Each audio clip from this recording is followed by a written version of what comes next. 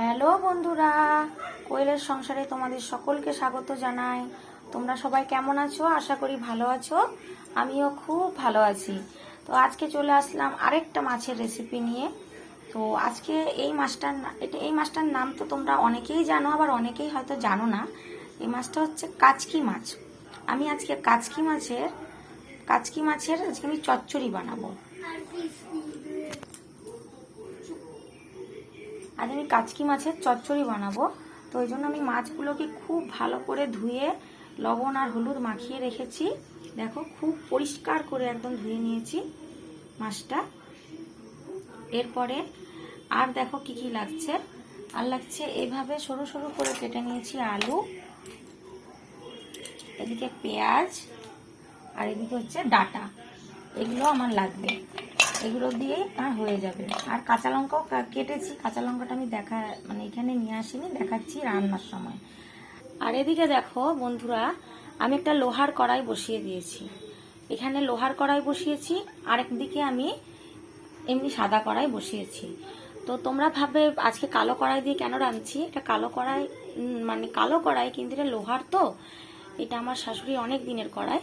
তো শাশুড়ি বলল, বৌমা দুদিকে দুটো বসিয়ে করে নাও, তাড়াতাড়ি হয়ে যাবে। এই জন্য আমি দুদিকেই বসাবো, কেননা আমার টাইমও তাহলে একটু কম লাগবে। মাছগুলো এদিকে ভাজবো, আর ওই পাশে আমি সবজিগুলো আস্তে আস্তে ভাজতে থাকবো। তো মাছগুলো ভাজার জন্য বেশি করে তেল লাগবে। ডুবো তেলে ছাড়া কিন্তু এই মাছ ভাজা যায় না, ভালো হয় না, ভেঙে যায়। এ কারণে আমি বেশি করে তেল এই লোহার কড়াইয়ের মধ্যে নিয়ে নিয়েছি। আর ওইদিকে অল্প পরিমাণ তেল নিয়েছি। আর আমি পুরো রান্নাটা আজকে সাদা তেলেই করব, কারণ বাড়িতে আজকে সর্ষের তেল নেই। তো আমি রিফাইন তেল ছিল, তো রিফাইন তেলেও রান্নাটা ভালোই হয়। তোমরা পারলে সর্ষের তেল দিয়ে রান্নাটা করো। তো আমি হচ্ছে ফার্স্টে এই তেলটার মধ্যে দিয়ে দেব কেটে রাখা আলুটা হতে থাকবে।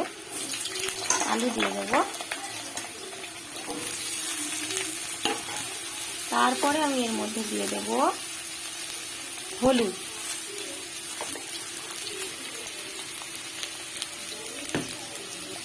এখন দিয়ে দেবো এর মধ্যে লবণ, দিয়ে আমি এটা ভেজে নেব আগে।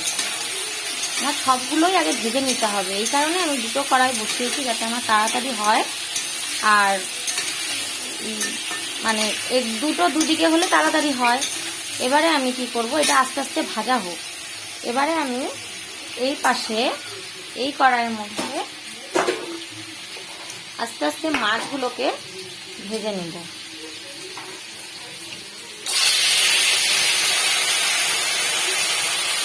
মাছ কিন্তু বেশি বেশি করে ভাজা যাবে না, অল্প অল্প করে বারে বারে ভাজতে হবে, না হলে কিন্তু এই মাছ ভেঙে যাবে।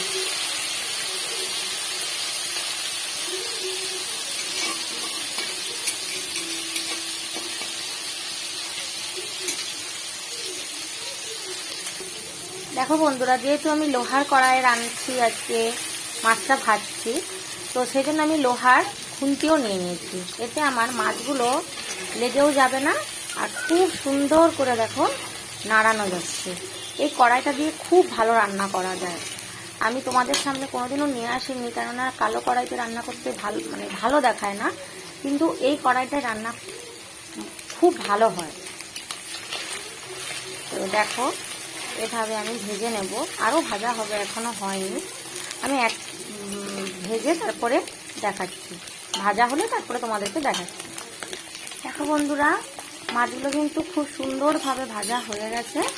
এখন আমি এই মাছগুলো নামিয়ে বাকি মাছগুলো এই একইভাবে ভেজে নেব। দেখো, আবার আমি মাছ দিয়ে দিয়েছি। এখন আমার এতটা মাছ আছে, এটাও ভাজতে হবে। তো ওই পাশে দেখো, ও পাশে আলু ভাজাটাও হয়ে গেছে। আলুটা আমি এভাবে ভেজে নিয়েছি, এখন আমি আলুটা নামিয়ে নেব। হ্যাঁ, এখন এই তেলের মধ্যে দিয়ে দেবো, আলুটা নামিয়ে নিয়েছি, তেলের মধ্যে দিয়ে দেবো কেটে রাখা পেঁয়াজটাও আমি একই রকম করে ভেজে নামিয়ে নেব।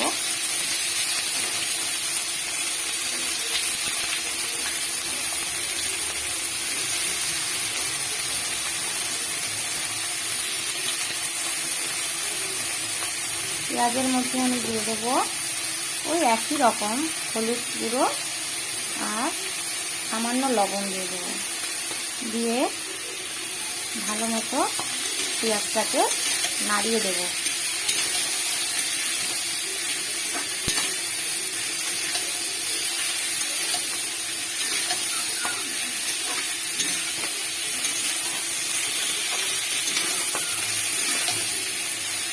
পেঁয়াজটা ভাজা হোক, এপাশে দেখি আমার মাছের কি অবস্থা।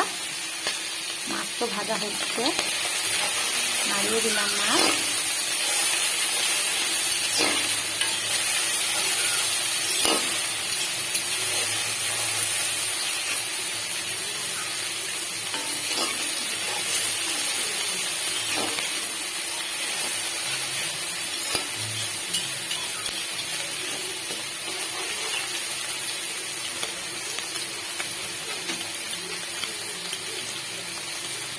তো এখন এই মাছটাও ভাজা হয়ে গেছে, এখন আমি এই মাছটাও নামিয়ে নেব। ওদিকে দেখো পেঁয়াজটাও হচ্ছে, হোক ওটা, আমি মাছগুলো আস্তে আস্তে ভেজে নিই। পেঁয়াজটা তো আধা ভাজা হয়ে গেছে, এখন আমি পেঁয়াজের মধ্যে এভাবে কুচি করে রাখা লঙ্কাগুলো দিয়ে দিলাম। চিড়ে রেখেছিলাম আগে লঙ্কাগুলো, এখন আমি এগুলো দিয়ে দিলাম। এগুলোও ভাজা হবে, কেননা লঙ্কার নাহলে ঝালটা কিন্তু উঠবে না।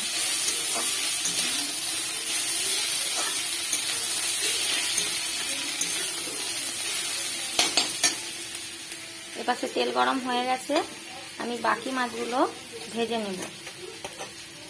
আর বেশি মাছ নেই, এটাই লাস্ট বার, এটা হলেই আমার সব মাছ ভাজা কমপ্লিট হয়ে যাবে। যেহেতু কাচ্চি মাছের সবজি দিয়ে চচ্চড়ি বানাচ্ছি, সেজন্য আমি মাছটাকে একটু বেশি করেই ভাজছি। কিন্তু এই মাছ যদি তোমরা ঝোল খাও তাহলে কিন্তু এতটা ভাজতে লাগে না। যেহেতু চচ্চড়ি বানাবো ওই জন্য একটু বেশি ভাজছি আমি। এই যে দেখো এইভাবে ভাজছি, এইভাবে আমি ভেজে নিয়েছি। এবারে এই বাকি মাছগুলোকে দিয়ে দিলাম, এগুলো আমি হওয়ার জন্য অপেক্ষা করব। দেখি চলো পেঁয়াজের কি অবস্থা। পেঁয়াজগুলো কিন্তু আমি ভেজে রেখে দেবো।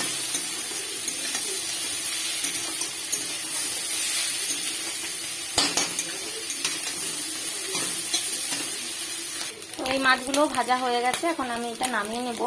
কিন্তু ওপাশে আমার পেঁয়াজটা কিন্তু এখনো পুরোপুরি হয়নি, এটা আরেকটু হোক, আমি ততক্ষণে মাছটা নামিয়ে নিচ্ছি। দেখো বন্ধুরা, পেঁয়াজটা সুন্দরভাবে ভাজা হয়ে গেছে, আর ভাজতে হবে না। আর বেশি ভাজতে গেলে পুড়ে যাবে পেঁয়াজটা, এই জন্য আমি এখন এই পেঁয়াজটাকে নামিয়ে নেব।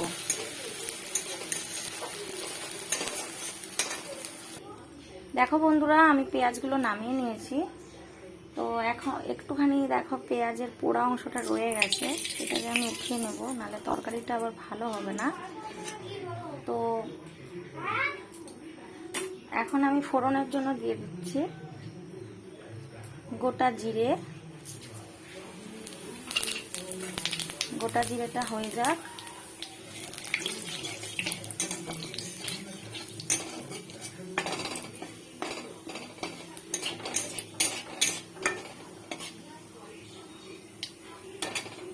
এখন দিয়ে দিলাম তেজপাতা আর দিয়ে দিলাম একটা শুকনো লঙ্কা।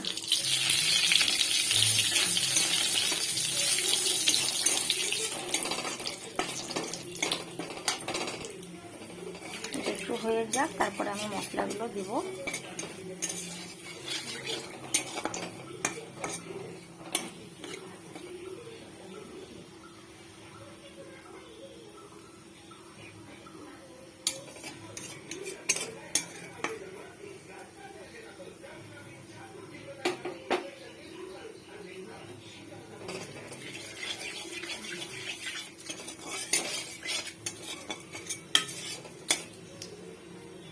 এরপরে আমি দেব এই তেলের মধ্যে কাঁচা লঙ্কা বাটা। কাঁচা লঙ্কাটা আমি ভালো মতো নাড়িয়ে নেব।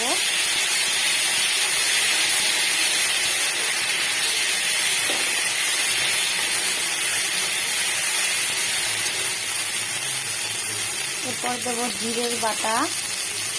জিরে আমি আগে থেকে মিক্সিতে পেস্ট করে রেখেছিলাম।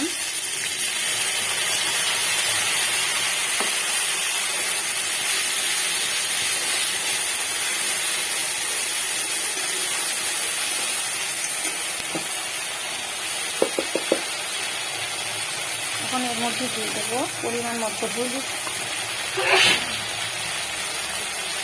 মতো হলুদ গুঁড়ো,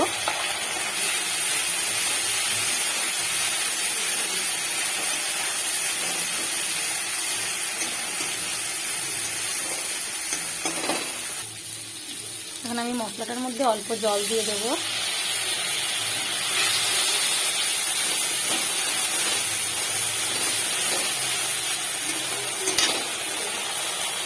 কালারটা ভালো হওয়ার জন্য একটু দিয়ে দিলাম লঙ্কার গুঁড়ো। খুব বেশি দেবো না, নাহলে বেশি ঝাল হয়ে যাবে, কেননা আমি কাঁচা লঙ্কা দিয়েছি, আবার কাঁচা লঙ্কা বাটাও দিয়েছি। এরপরে আমি এর মধ্যে দিয়ে দেবো কেটে রাখা ডাটাগুলোকে ভালো মতো নাড়াবো, মশলার সাথেই নাড়াবো।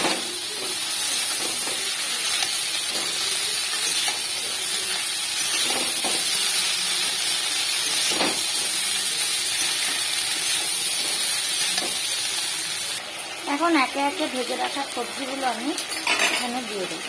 এখানে দিয়ে দেবো আলু, ভেজে রাখা আলু,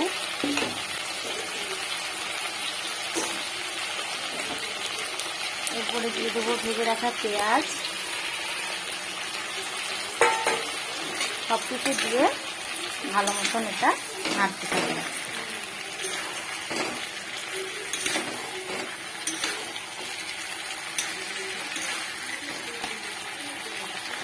দেখো সবজিটা খুব সুন্দরভাবে আমি নাড়িয়ে নিয়েছি। এখন আমি এর মধ্যে ভেজে রাখা মাছগুলো দিয়ে দেব।